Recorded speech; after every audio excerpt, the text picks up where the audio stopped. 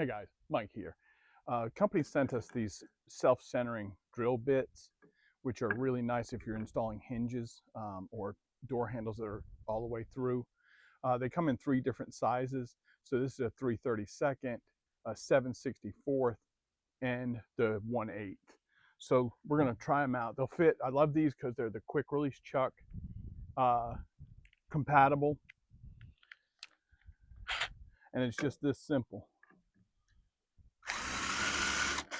And you can see it's marked your hole for you. And we'll do the bigger one.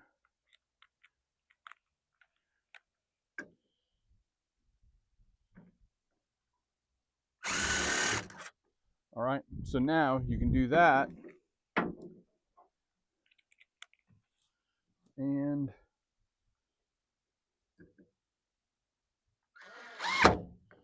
works perfect. So get you a set of these self-centering drill bits. You're not going to be disappointed. Have a great rest of your day.